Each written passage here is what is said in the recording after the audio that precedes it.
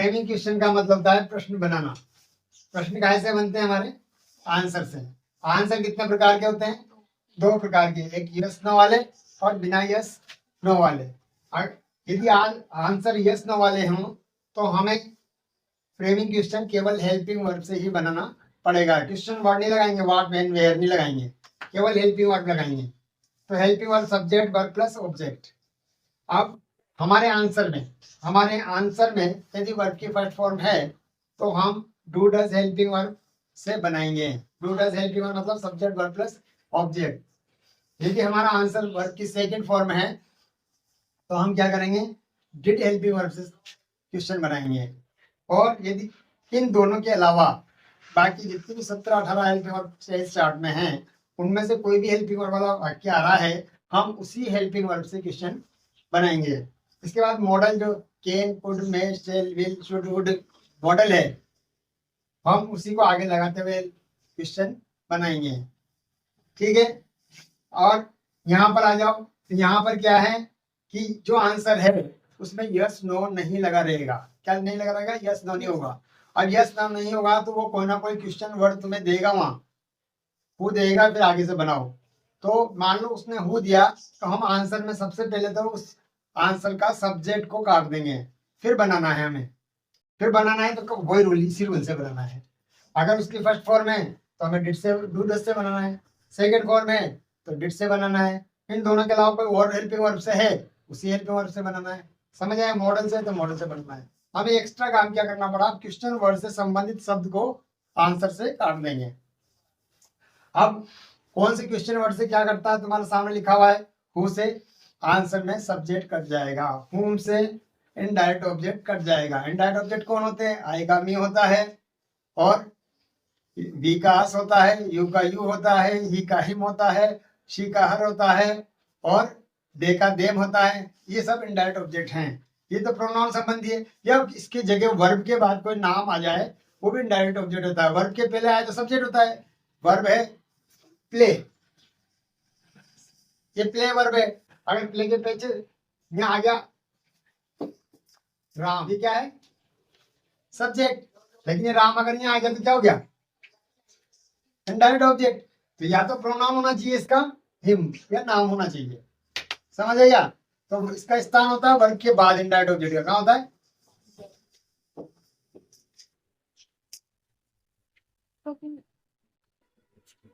अब यहाँ हु, हुम, हुज, ये तीनों क्वेश्चन वर्ड पर्सन अर्थात इंसानों के लिए काम लिए जाते हैं। विच नॉन पर्सन के लिए काम लिया जाता है। और विच से सब्जेक्ट, इनडायरेक्ट ऑब्जेक्ट, एडजेक्टिव तीनों ही कट जाते हैं। आगे का क्वेश्चन वर्ड आ रहा है वाई, क्यों। अब क्यों में क्या करते हैं? कारण। हम कारण किसी को भी कैसे बताते हैं? मैं पूछूं तुम यहाँ स्कूल क्यों आते हो, तो तुम्हारा आंसर होगा पढ़ने के लिए। शॉर्ट में भी बोलोगे तो क्या बोलोगे? पढ़ने के लिए, इंग्लिश सीखने के लिए। पूरा वाक्य तो नहीं बोला तुमने है? अब या तो ये बोलोगे क्योंकि हम यहाँ पढ़ना चाहते हैं। दूसरा कारण क्या बोलेंगे? हम क्योंकि लगा के बोलेंगे। पहले हमने नाने नहीं लगा के बोला था, समझ गए?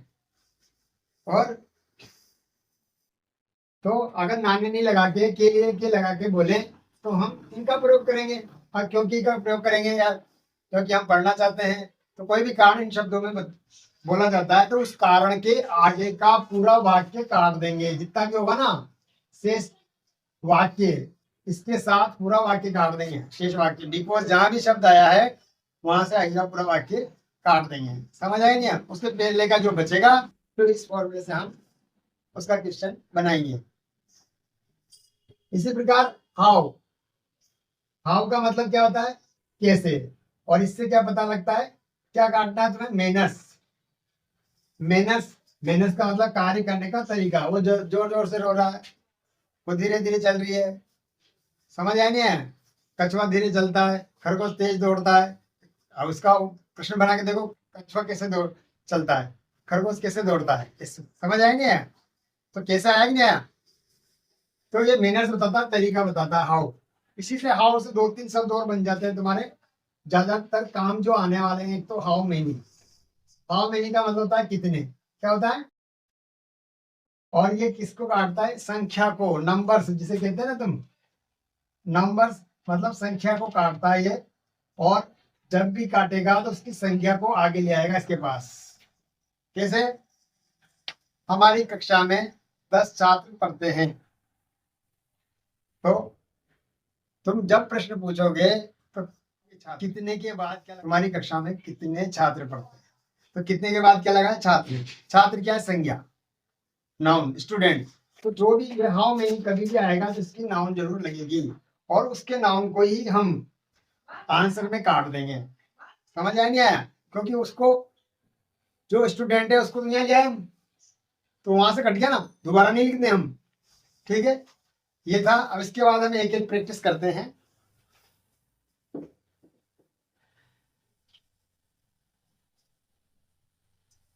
Yes, I am a student बहुत इंपॉर्टेंट है ये वाला। ये आई एम वाला बहुत ज्यादा इंपॉर्टेंट परीक्षा में आता है, क्योंकि इसमें से क्या है कि स्टूडेंट से गलत बहुत ज्यादा होता है। क्या होता है? अब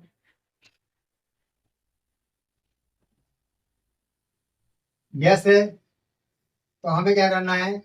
helping verb, subject, verb plus object. लेकिन यहाँ क्या संकट है?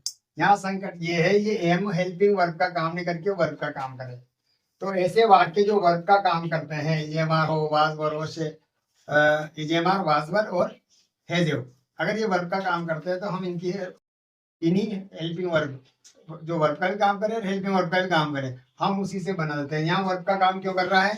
ध्यान से देखो, क्योंकि इसके पीछे वर्ब आना चाहिए। क्या आना चाहिए?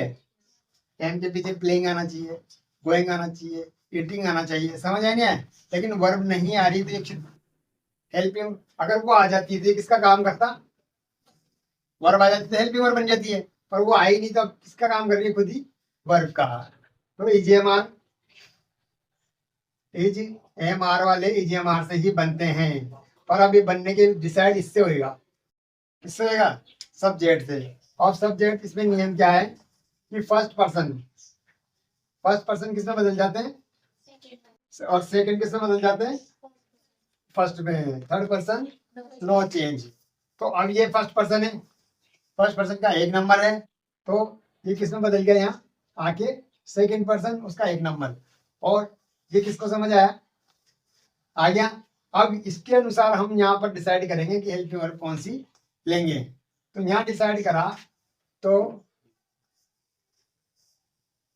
हेल्पिंग वर्ब कौन सी ली हमने? आर। समझ आया नहीं है?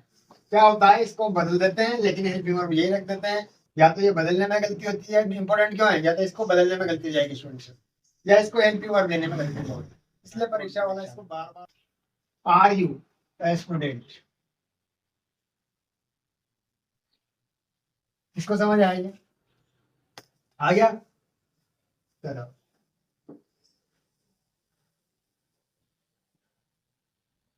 यदि किसी वाक्य में नो आ जाए तो आगे का जो वाक्य होगा उसमें नोट भी आएगा। ठीक है, जब भी हम कोई नो करके बोले तो हमें आगे की बात नहीं करके ही बोलनी पड़ेगी। ठीक है, मैं इससे पूछूं क्या तुम एक लड़की हो, तो no sir, I am not a girl. समझ आया नहीं आया?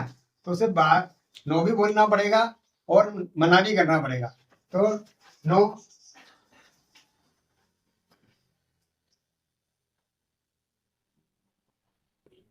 ठीक है।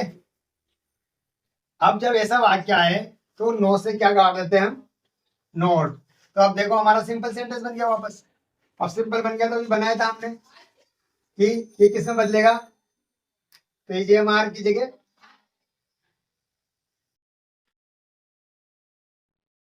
समझ आ गया? अब कुछ ऐसे वाक्य आते हैं तो मेन वर्ब के आते हैं, जैसे यस, ही डज इट। देखो भाई, डज हेल्पिंग वर्ब भी है, क्या है? डू और डज हेल्पिंग वर्ब भी है। पर अगर हम इसको हेल्पिंग वर्ब मान लेते हैं तो हमें क्या चाहिए? वर्ब तो है नहीं, इसलिए इसको क्या मानना पड़ेगा? वर्ब। क्या मानना पड़ेगा? और वर्ब की फर्स्ट फॉर्म है ये डू, और ही शी टेम की वजह से क्या लग रहा है ईएस, ही शी टेम की वजह से क्या लग रहा है इसमें डज। अब इसका फ्रेमिंग क्वेश्चन बनाएंगे इससे, जब हमारी फर्स्ट फॉर्म आ गई, फर्स्ट फॉर्म आ गई तो क्वेश्चन किससे बनेंगे डू डज से। तो हमने लिया यहाँ पर helping verb formula helping verb, इसकी हेल्पिंग वर्ब फर्स्ट फॉर्म के लिए क्या होती है डू डज, तो ही शी टेम के लिए क्या लेते हैं हम डज थर्ड पर्सन। आई और वी की line he first person I की लाइन है, वी की लाइन भी बहुवचन की फर्स्ट लाइन है, सेकंड पर्सन यू की लाइन है, बाकी सब क्या थर्ड पर्सन। तो आई डी यू में से नहीं है ये थर्ड पर्सन नो चेंज, तो ही। अब इसका डज, इसका जो डज से बना दिया मेन वर्ब क्या बचेगी एटिंग। ये बहुत इंपॉर्टेंट है, परीक्षा में बार बार आता है ये, समझ आए नहीं? तुम चाहो तो इनको लिख भी सकते हो, क्या इसमें से बाद में देख के लिख लेना है ना।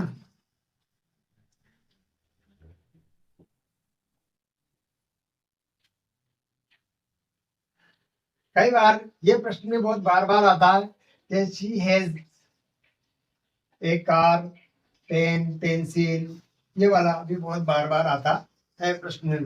तो अब यहाँ से हेल्पिंग वर्ब आने के वर्ब बने, तो वापस यहाँ पता भाई अगर हेल्पिंग वर्ब बनेंगे तो वर्ब आना चाहिए, नहीं आई, समझ रहे हो नहीं समझ रहे? तो इसके दो तरीके हैं, ज्यादा बेस्ट तरीका तो यह है इसकी वर्ब की फर्स्ट फॉर्म है, ये क्या है और फर्स्ट फॉर्म किसकी है ये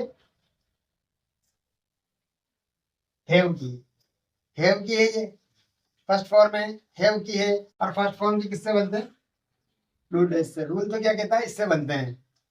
तो अब हमारा हेल्पिंग वर्ब चाहिए तो फर्स्ट फॉर्म की हेल्पिंग वर्ब क्या लेंगे डू या डज, तो शी के साथ क्या लेंगे डज। अब subject third person no change, ठीक है। अब इसकी वजह से ये हट गया था, क्या हट गया डज की वजह से एसी हट जाता है, तो यहाँ है तो कोई वर्ब नहीं है, एक वर्ब वास्तव में किसकी थी हैव की, पहले वी हट के एस लगा था तो वापस भी ये लगेगा, समझ आएंगे? तो does she have a car, इसको समझ आया?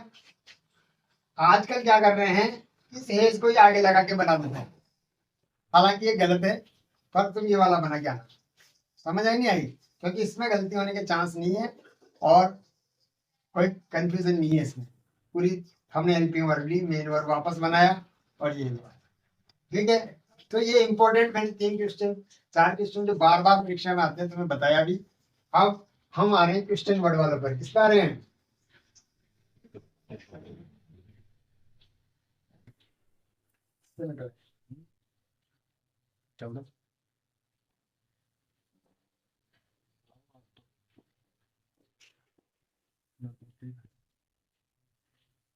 क्वेश्चन वर्ड वाले। We ate food to leave,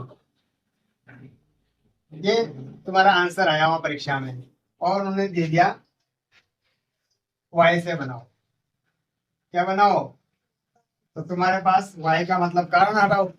अब कारण कौन कौन से हटेंगे ये पूरा हट गया, समझ आया कि नहीं आया? तो हमने लिया ये वर्ब की फर्स्ट फॉर्म, फर्स्ट फॉर्म किससे बनते हैं डू डज से, तो यहाँ लिया इसका डिसाइड करेगा ये कि डू लेगा डज, फर्स्ट पर्सन का बहुवचन सेकंड पर्सन का बहुवचन एक वचन यही होता है, तो इसके अनुसार क्या आएगा आर, डू आएगा ना, डू नेम होता है क्या था डज, व्हाई डू यू अब ईट फूड, तुम खाना क्यों खाते हो, हम खाना जीने के लिए खाते हैं, बता दिया। बी ईट फूड को ऐसे भी आंसर प्रश्न दे सकता है because we live a live, क्या आंसर दिया हम खाना खाते हैं क्योंकि हम जीवित रहते हैं, तो हमें तो कोई मतलब ही नहीं है, पूरी हटा दी, समझ आए नहीं? और वापस यही प्रश्न बनेगा जो बचा हो वही बचा ना, प्रश्न तो वही बनेगा। तो हम कारण चाहे उसने बिकॉज से बताया चाहे टू से बताया चाहे ड्यू टू से बताया, हमें तो पूरा हटाना है, समझ आए नहीं है? किसको समझ आएगी?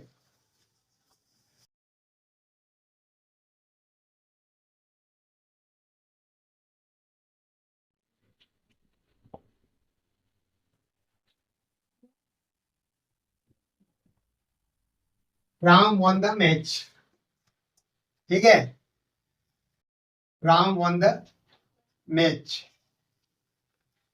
अब यहां हमें ये लेना है, ये आंसर है।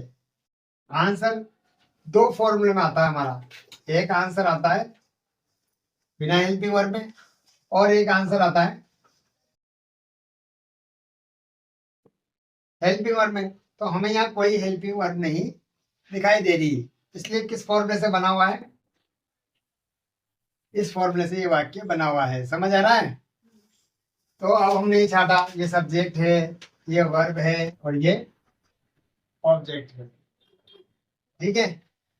अब वर्ब की कौन सी फॉर्म है? ये सेकंड। किसको समझ आया ये?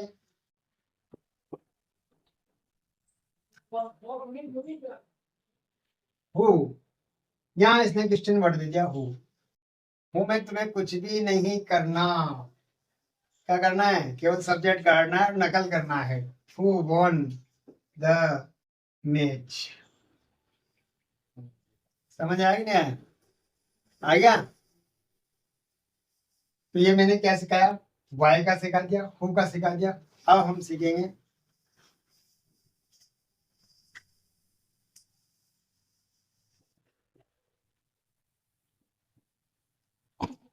चलो, ही एक्सप्लेन इंग्लिश क्लियरली। ही एक्सप्लेन, क्या एस लगेगा? वो इंग्लिश बिल्कुल स्पष्ट रूप से समझाते हैं।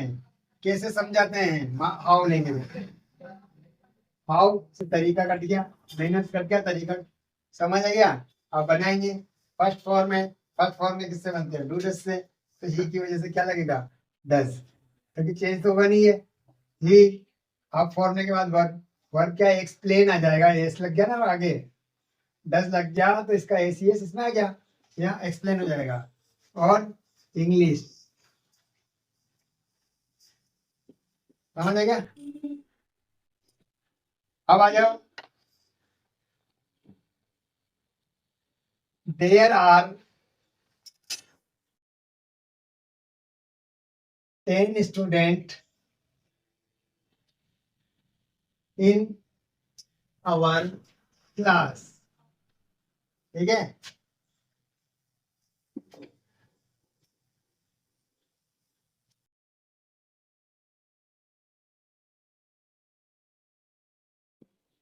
There are 10 students in our class.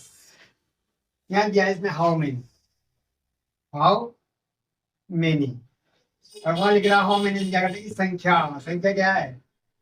10। किसको समझ आएगी? अब इसके पीछे जो भी संख्या के पीछे जो संख्या लग रही है वो कहाँ जुड़ जाएगी? इसमें। इसको समझ आई है? बॉयज लग रही है, स्टूडेंट्स लग रहा है, कुछ भी प्लेयर्स लग रही है, कोई ना कोई संख्या जो भी लग रहा है, ब्रदर्स लग रहा है, वो यहाँ जुड़ जाएगी। तो ये जुड़गी तो ये भी कटेगी। समझ आया कि नहीं आया? अब यहाँ ये हमारी वर्ड का काम कर रहा है, तो आर, ठीक है। यदि कोई आंसर देर आर से चालू होता है तो वापस देर नहीं लिखा जाता। समझ आएंगे? ये इंपॉर्टेंट रूल है। यदि कोई प्रश्न आंसर देर आर से चालू होता है तो उसको सब्जेक्ट के रूप में देर नहीं लिखा जाता। तो आर इन आवर किस में बदल जाएगा? First person change to second person, your class. समझ आ गया? है